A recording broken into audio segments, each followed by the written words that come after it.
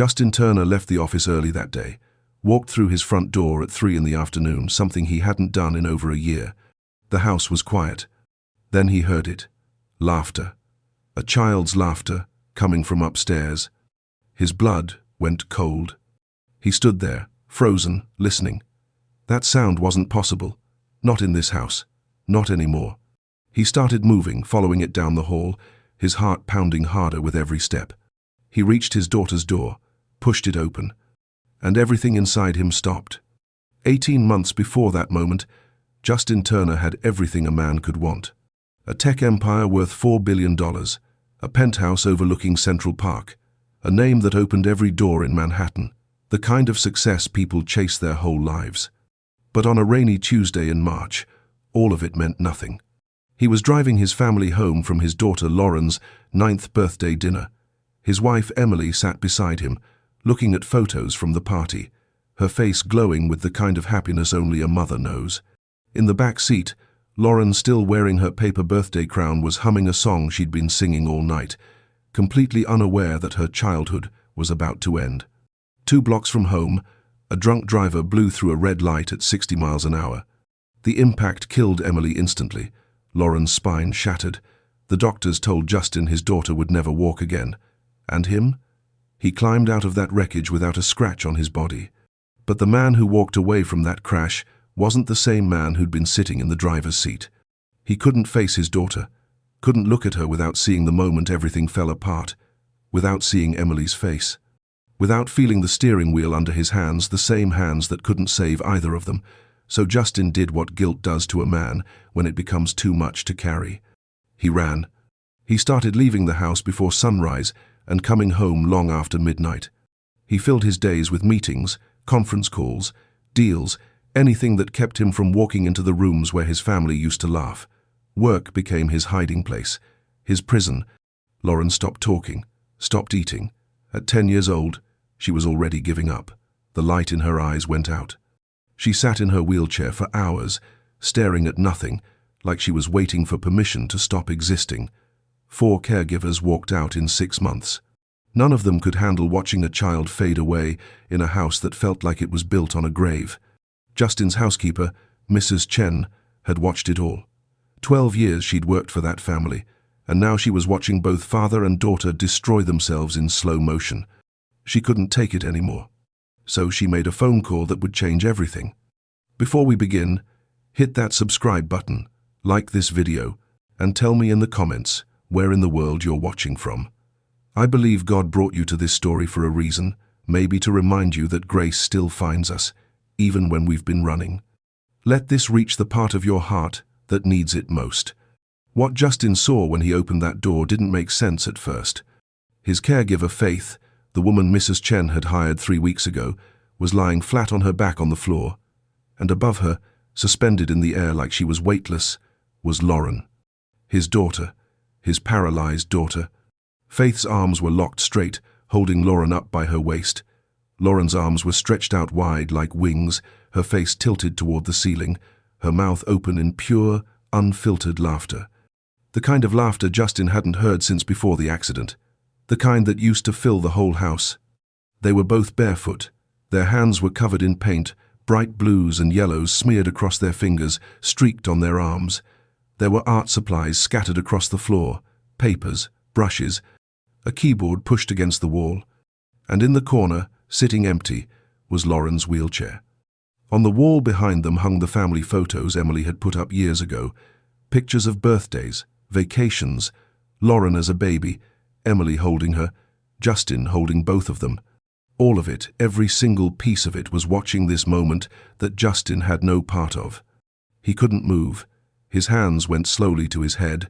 His mouth opened, but no sound came out. His mind was trying to catch up to what his eyes were seeing. Then Faith saw him. Her face went pale.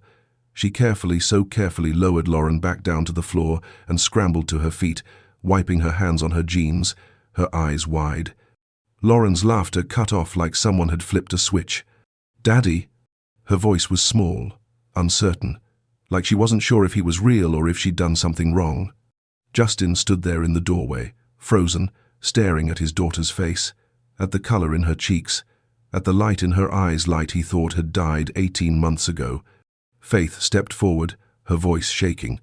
"Mr. Turner, I was just—" But Justin couldn't hear her, couldn't process the words. All he could see was the empty wheelchair, the paint on his daughter's hands, the joy on her face that he hadn't put there. He turned and walked out of the room without saying a word. Down the hall, into his office. He closed the door behind him and stood there, his back against it, his heart hammering in his chest. His daughter had been laughing. Actually laughing. And he hadn't been the one to make it happen. A stranger had done what he couldn't. A woman he paid $12 an hour had walked into his broken home and brought his daughter back to life. While he'd been hiding in boardrooms and conference calls, someone else had been sitting on the floor, getting paint on her hands, holding his little girl in the air like she wasn't broken, like she was still worth loving. Justin slid down to the floor, his head in his hands, and for the first time since the funeral, he let himself feel the weight of what he'd done. He'd abandoned her. He'd left his daughter alone in her grief because he couldn't face his own. And now a stranger had shown him exactly what he'd been too afraid to see. That Lauren wasn't the one who was broken. He was. Faith Walker was 28 years old and knew what loss felt like. She'd buried her husband 2 years earlier. Cancer took him fast 6 months from diagnosis to funeral. She was left with a 6-year-old daughter named Maya, 3 jobs, and a grief that could have swallowed her whole if she'd let it. But Faith didn't let it. She worked mornings at a nursing home in Queens, cleaned a dental office in the afternoons, picked up weekend shifts wherever she could find them. She slept maybe 5 hours a night and ran on coffee and prayers. But people who met her didn't see exhaustion. They saw something else. Something that didn't make sense given everything she'd been through. Light. Mrs. Chen saw it the first time they met for coffee. She'd been looking for help with Lauren for months, someone who wouldn't quit after a week, someone who could handle the heaviness of that house. And when her niece mentioned Faith, Mrs. Chen knew she had to try. "It's a live-in position," Mrs. Chen had said carefully, "caring for a 10-year-old girl. She's been through a lot." Faith didn't ask questions. She needed the stability, needed to give Maya something better than the cramped studio apartment they were living in. And honestly, she needed to feel useful again. Needed to help someone the way she'd helped David through his last days when being present was the only thing that mattered. "When do I start?" Faith had asked. That was 3 weeks ago. The first few days, Faith kept her head down. She cleaned, she cooked meals that mostly went uneaten. She helped Lauren with the basics, getting dressed, moving from bed to wheelchair, the quiet, mechanical routines of care. Lauren barely looked at her, barely spoke, just stared past her, like Faith was another piece of furniture in a house full of things that didn't matter anymore. But on the 4th day, Faith heard it. Crying, soft and muffled, coming from Lauren's room. Not the kind of crying that wants to be heard, the kind that's given up on anyone listening. Faith stood outside the door for a full minute, her hand hovering over the knob. Then she knocked. "Hey, sweetie," she said gently. "Can I come in?" Silence. "I brought you something. Chocolate chip cookies from that bakery on 72nd. They're still warm." The door opened. Just a crack. Lauren stood there in her wheelchair, thin as a rail, dark circles under her eyes, hair uncombed. She looked like a child carrying weight no child should know. Faith didn't pity her. She just smiled and sat down on the floor, cross-legged, and opened the bag. "I used to bring these to my daughter when she had bad days," Faith said, taking a bite. "Something about warm cookies just makes the world feel a little less heavy, you know?" Lauren watched her, didn't say anything, but she didn't close the door either. "You don't have to talk," Faith said. "I'll just sit here for a bit, keep you company." So she did. And the next day, she came back, brought colored pencils, sat on the floor again and drew terrible flowers while Lauren watched from her chair. The day after that, she brought an old keyboard she'd found at a thrift store, used money from her grocery budget to buy it. "You ever play?" Faith asked. Lauren shook her head. "Me neither," Faith said, pressing a key. "But we could learn together." It was small, so small, but Lauren's eyes flicked to the keyboard, just for a second. And Faith saw it, the tiniest crack in the wall this little girl had built around herself. She didn't push, just kept showing up, kept sitting on that floor, kept being present. Because Faith knew something Justin had forgotten. Sometimes love isn't loud, it doesn't announce itself or demand to be noticed. Sometimes it's just showing up, day after day, even when no one's asking you to. It happened 2 weeks in. Faith was sitting on the floor of Lauren's room like she did every afternoon, sketching something that was supposed to be a tree but looked more like a cloud with a stick coming out of it. Lauren was in her chair by the window, quiet as always, staring out at the city below. Then she spoke. "Do you miss him?" Faith looked up. Lauren wasn't looking at her, just kept staring out that window. "Your husband," Lauren said softly. "Do you miss him?" Faith set down her pencil. "Every single day." Lauren nodded slowly. Her fingers gripped the armrest of her wheelchair. "I miss my mom." The words came out barely louder than a whisper. Faith didn't move, didn't rush to fill the silence, just let it sit there between them. "She used to play this game with me," Lauren continued, her voice cracking. "Before bed, she'd lay on the floor and lift me up in the air like I was flying, like an airplane. I'd put my arms out and she'd make the sound." Her voice broke completely. Faith's throat tightened. "I can't remember what her laugh sounded like anymore," Lauren whispered. I try so hard, but it's gone." A tear slid down her cheek, then another. "And my dad." She stopped, swallowed hard. "He can't even look at me. He leaves before I wake up, comes home when I'm asleep. It's like I remind him of everything he lost, like he wishes it was me instead of her." "Oh, baby," Faith said, moving closer. "That's not true." "Then why won't he stay?" Lauren's voice shattered. "Why won't he just stay?" Faith reached for her hand and held it. Tight. "Sometimes people run from the things that hurt the most," Faith said quietly. "Not because they don't love you, but because they don't know how to carry the pain and love you at the same time.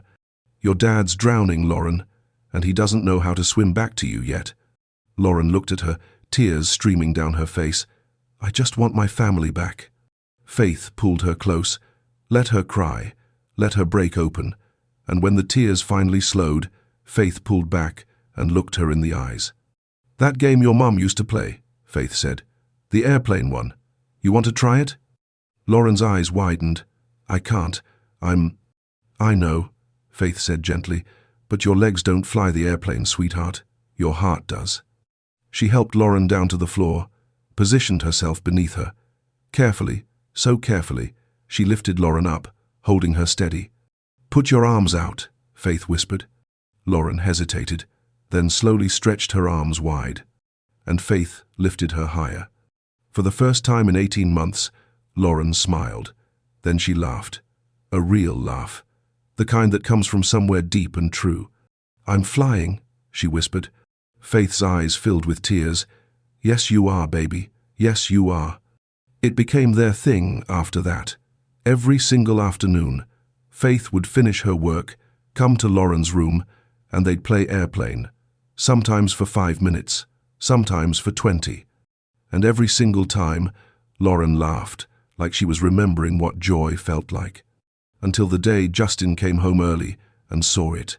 Justin didn't leave his office for hours. He sat in the dark, staring at nothing, replaying what he'd seen. His daughter's face, that light in her eyes, the sound of her laughter echoing through a house that had been silent for so long. And Faith, on the floor, holding Lauren like she mattered, like she was worth the effort.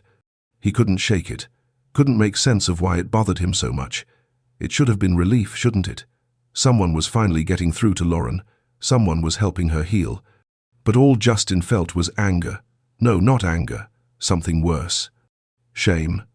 Because he wasn't the one on that floor. He wasn't the one covered in paint, making his daughter laugh. He was the one who'd been running, hiding, convincing himself that staying away was easier than staying present. And now a stranger, a woman he barely knew, was doing what he should have been doing all along. Around 2 in the morning, Justin picked up his phone. He pulled up a contact he only used for corporate security. A private investigator he'd hired a few times over the years for background checks on potential business partners. He stared at the screen for a long moment. Then he typed out a message. "I need a full background on my daughter's caregiver, Faith Walker. Everything. Work history, financial records, personal life. I want to know who she is." He hit send before he could talk himself out of it. 10 days later, the report arrived. Justin opened it alone in his study, the house quiet around him. Mrs. Chen was asleep. Lauren was asleep. The city outside his window glowed with a million lives he wasn't part of. He started reading. Faith Elizabeth Walker, age 28, widow. Husband David Walker, deceased 2 years prior, stage 4 pancreatic cancer. 1 dependent, Maya Walker, age 6. Justin kept reading. No criminal record. Currently employed at 3 locations: Sunrise Nursing Home, Queens, Bright Smiles Dental, Manhattan. Various freelance cleaning contracts. Average monthly income, $2,100. He turned the page. Bank records indicate recent purchases at Michael's Art Supplies, $47. Goodwill, $15. Morton Williams Bakery, $23. Chelsea Music Shop, $65. Dates correspond with employment at Turner Residence. Justin's chest tightened. Financial analysis suggests subject is reducing personal grocery expenditures to accommodate additional spending. Credit card shows increased debt over past 3 weeks. Assessment. Subject appears to be using personal funds for employer's child. The paper slipped from Justin's hands. She was spending her own money she didn't have, skipping meals so she could buy art supplies for a child who wasn't hers. For a daughter whose father had more money than most people would see in 10 lifetimes. Justin covered his face with his hands. He'd investigated a saint, run a background check on a woman who was quietly sacrificing everything she had to help his daughter heal. While he'd been drowning in guilt and self-pity, Faith had been showing up every single day, giving from her own emptiness. The shame was unbearable. He thought about Lauren's face, the way she'd looked at him when he walked out of that room, like she'd done something wrong, like she was afraid he'd take away the one good thing she had left. And Faith, standing there covered in paint, terrified she was about to lose her job for the crime of loving his daughter. Justin sat there until the sun came up, the report spread out in front of him, understanding for the first time what he'd become. A man so broken by his own pain that he'd abandoned the one person who needed him most. And it had taken a widow making $12 an hour to show him what real love looked like. The next evening, Justin waited in the living room until Faith's shift was over. He heard her footsteps coming down the stairs, saw her grab her coat from the hook by the door. "Faith," he said quietly, "can we talk for a minute?" She turned. The color drained from her face. She nodded slowly, setting her bag down. They stood there in the dim light of the hallway. Justin didn't know how to start, didn't know how to say what needed to be said without sounding like the kind of man who ruins good things. "I had you investigated," he said finally. Faith went completely still. "I know you've been using your own money," Justin continued, his voice low. "Money you don't have. For art supplies, for that keyboard, for Lauren." She didn't say anything, just stood there, her hands clenched at her sides. "Why?" Justin asked. The word came out rougher than he meant it to. "Why would you do that?" Faith looked at him for a long moment. Then she took a breath. "Because she needed someone to see her," she said quietly. "Not the wheelchair, not the tragedy, just her, a little girl who lost her mother and was losing herself because nobody knew how to reach her anymore." Justin felt something crack inside his chest. "And you?" Faith's voice wavered, but she didn't look away. "With all due respect, Mr. Turner, you disappeared. You left her alone in that grief. And I know what that feels like. I know what it's like to lose someone and feel like you're drowning. But she's 10 years old. She didn't ask for any of this, and she needed her father." The words hit like a fist. Justin's throat closed. He tried to speak but couldn't, tried to breathe but the air wouldn't come. "I can't look at her," he finally said, his voice breaking. "Every time I try, I see the accident. I see my wife's face. I see my hands on the wheel I was holding when everything ended." He pressed his palms against his eyes. "I was driving," he whispered. "I couldn't save Emily. I couldn't protect Lauren. And I walked away without a scratch while they—" His voice shattered completely. "I should have died instead," he said. "Not Emily, me." Faith stepped closer. Her voice was soft but firm. "Lauren doesn't know that's why you can't look at her," she said. She thinks you're disgusted by her, that you blame her for the accident, that she's the reason you can't stand to be home anymore. Justin's head snapped up. What? She thinks she lost both parents that night, Faith said, her eyes wet. Her mother to death, her father to grief, and she's been waiting every single day for you to come back. Justin covered his face with his hands, and for the first time since Emily's funeral, he broke. He cried. Deep, wrenching sobs that came from a place he'd buried so deep he thought it was gone. Faith didn't touch him, didn't try to make it better, just let him feel it, all of it. When he finally looked up, his face wet, his voice raw, he said the only thing he could, I don't know how to fix this. Faith's expression softened. Let me help you, she said quietly. Let me help you find your way back to her. It took 3 weeks. 3 weeks of Justin standing in doorways, watching Faith and Lauren paint together, watching them laugh, watching his daughter come alive in ways he'd forgotten were possible. Faith never asked him to join, never pushed, just let him stand there, a ghost in his own home, until he was ready to step inside. Some days he could only manage a minute before the weight of it crushed him and he had to walk away. Other days he'd stay for 10, 15 minutes, just watching, learning his daughter all over again. The way she tilted her head when she was concentrating, the way she bit her bottom lip when she was trying not to smile, the way her eyes lit up when Faith said something that surprised her. All the small things he'd missed while he was running. Faith would glance at him sometimes, a small nod, encouragement without words. Then she'd turn back to Lauren like it was the most natural thing in the world that he was there. Slowly, Justin started sitting, in a chair across the room at first, then on the floor, a few feet away, never close enough to intrude, just close enough to be present. Lauren noticed. Of course, she noticed, but she didn't say anything. Just kept painting, kept talking to Faith in that soft voice she'd found again, while her father sat in the corner of her room like he was learning how to exist in her world. Then one Saturday afternoon, Faith looked at him and smiled. There's plenty of room here, she said gently, holding out a paintbrush. Justin's heart stopped. Lauren froze, her own brush hovering over the paper. She looked at Faith, then at her father.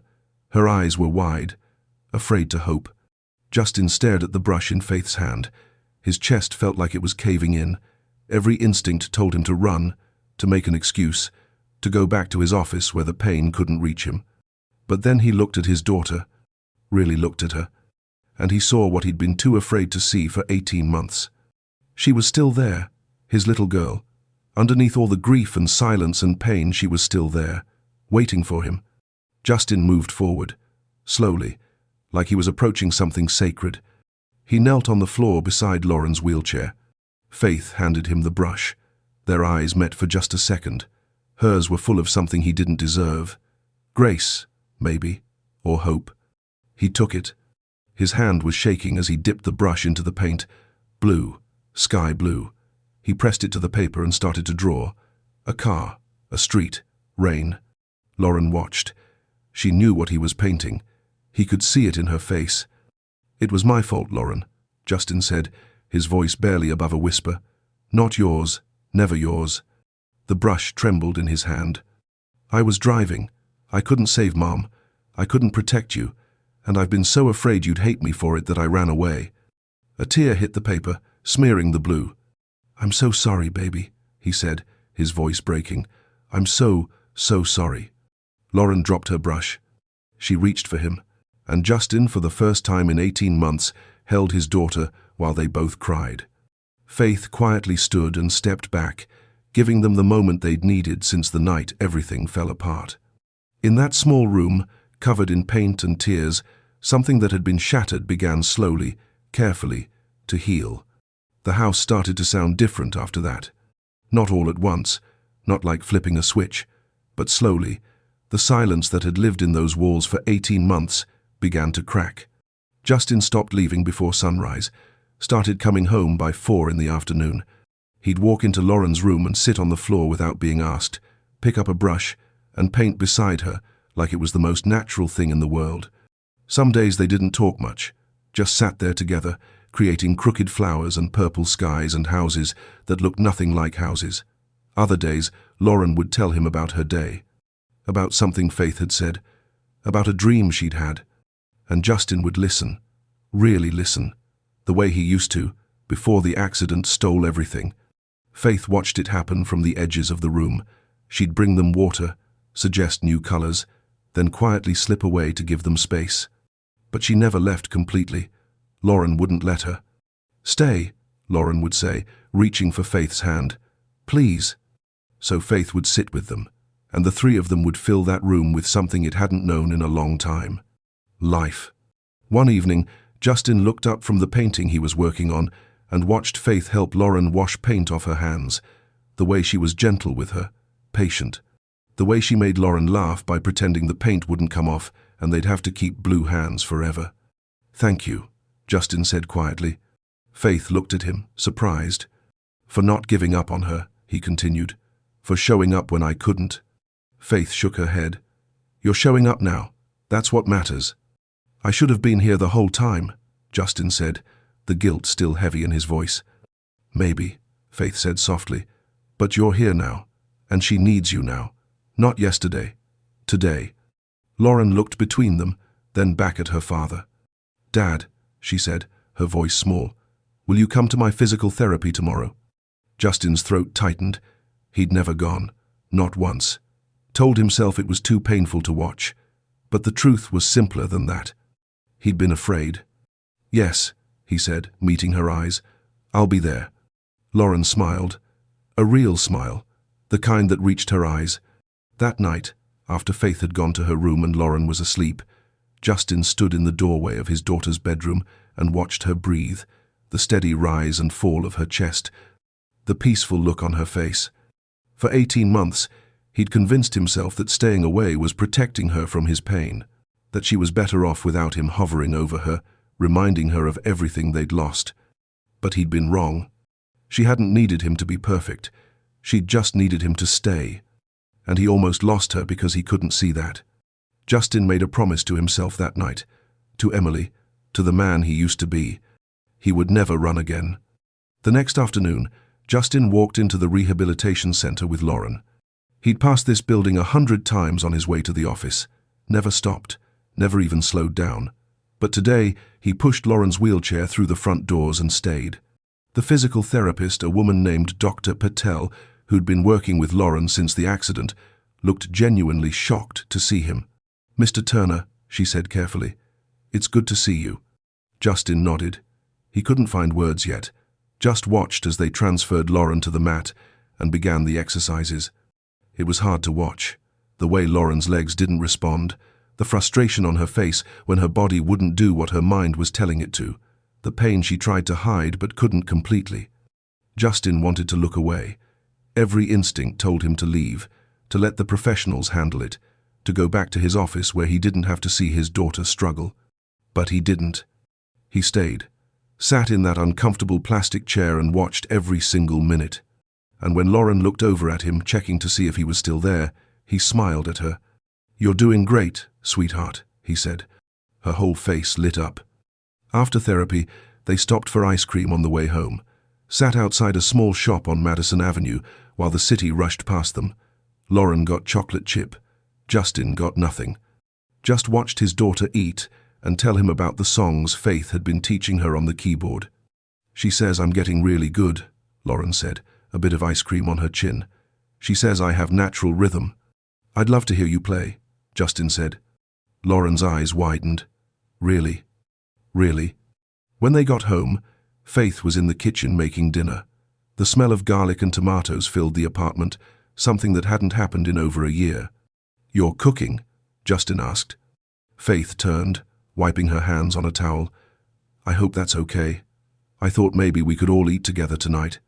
Justin looked at her. This woman who'd walked into his broken home and quietly stitched it back together with paint and patience and love he didn't know still existed. "That sounds perfect," he said.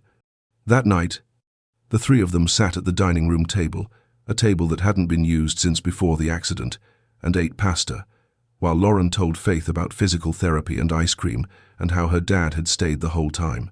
Faith caught Justin's eye across the table and smiled. And for the first time since he lost Emily, Justin felt something he thought was gone forever. Hope.